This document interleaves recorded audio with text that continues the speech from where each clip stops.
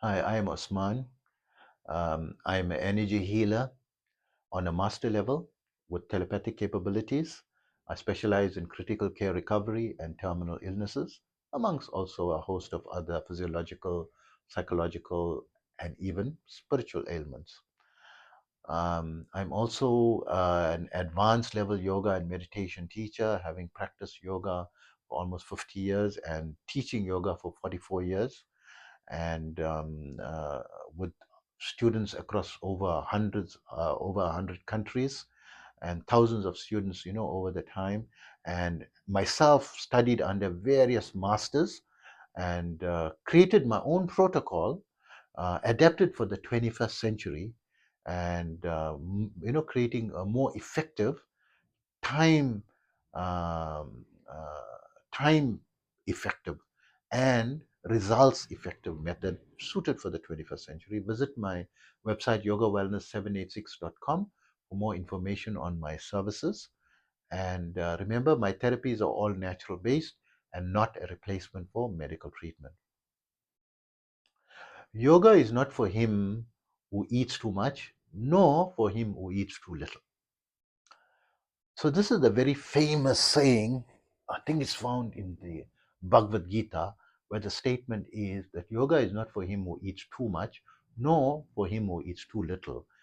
I promise you, I think practicing yoga now for almost 50 years, only recently I found how to decisively and practically define and give a commentary on what it actually means in a practical sense for every person, right? So firstly, yoga is something that's going to need a lot of energy. It's going to take a lot of your energy when you are going to advanced levels and you awaken your spirituality. That burns exponentially high energy. So usually you find a lot of advanced aspirants and swamis and gurus, who's on the advanced level of yoga, who look skin and bones, right? Because this thing emaciates you. It needs a lot of energy. Then you find some gurus and teachers, they overweight, right? So this is a very good example of eating too little and eating too much, right? Because you can see it with your eyes. So how do you know for yourself? Now you're practicing yoga or you're not practicing, not into yoga, but you want to know what is eating too much and eating too little. What is the definition from my perspective, what I found and being able to define, because I used to be also very skinny, right? Like almost skin and bones.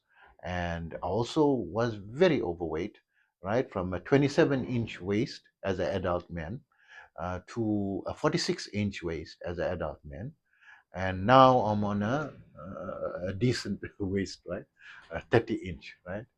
And from being 104 kgs down to 50, 58, 57 kgs, right? And now decently in the 70s, right? Early to mid 70s, right? Fluctuating around there.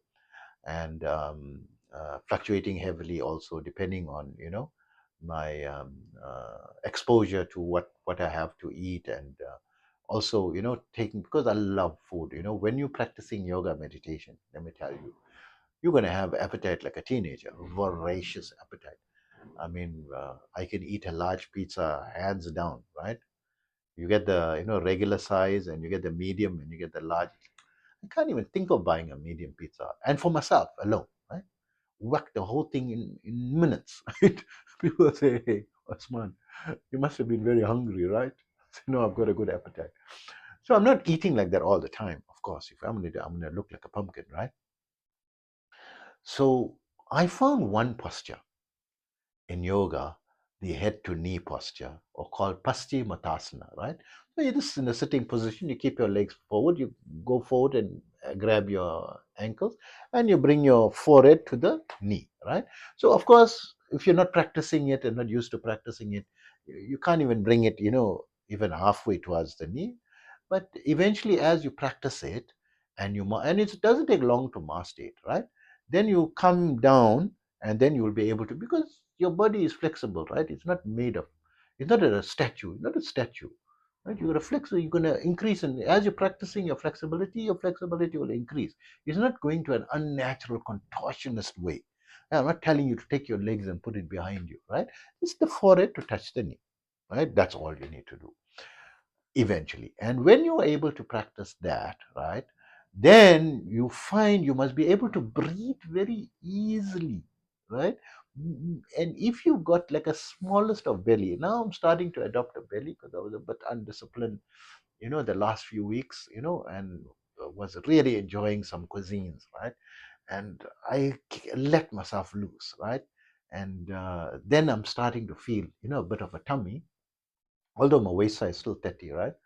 And going forward and practice that one posture, my stomach is pressing against my thighs, and when I'm touching my forehead on the knee, I'm having difficulty in breathing. I have to release slightly. Then I said, now I know the benchmark, which is too much and too little. So when you can, you must bring it to too much first, and then bring it backwards. Just when you can just do it comfortably, that's the correct amount that you should eat, right? Not go into a skeleton, right? So you must keep going intermittently between little bit too much and little bit back. So just play around with that, with your stomach when it's pressing. When it's pressing against your thigh, when you forward, you will have difficulty in breathing, right? So I said, wow, I found a way which is too much and which is too little, right? Because too little, we're not worried about what is too little. We need to eat as much as possible. You need to eat a balanced diet, right? And you're going to have amazing. The problem is just to cut back, right? And if you don't have an appetite, then you need to practice yoga, and balance your energies, and need to get your appetite back, because your digestive fire is not there, right? You need to fix that. If the main thing is, if you are capable of overeating always, now you are healthy, and now you have to like really hold the reins and not take the double thick milkshake until your cheat day. Have a cheat day. Right? I got my cheat days. I have to have a cheat day because I love food, right? So you must be like that, and then start cutting back. Now you're going, but you must always be cutting back, always, not trying to increase weight.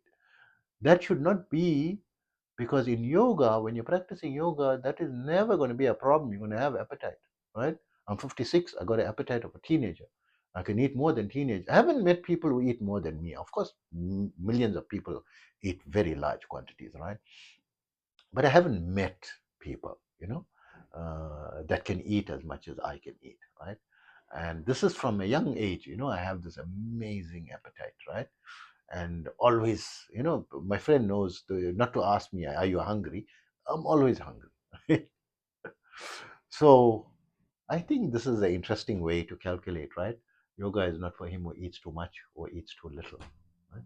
So I hope that it helps you, and take care of yourself always.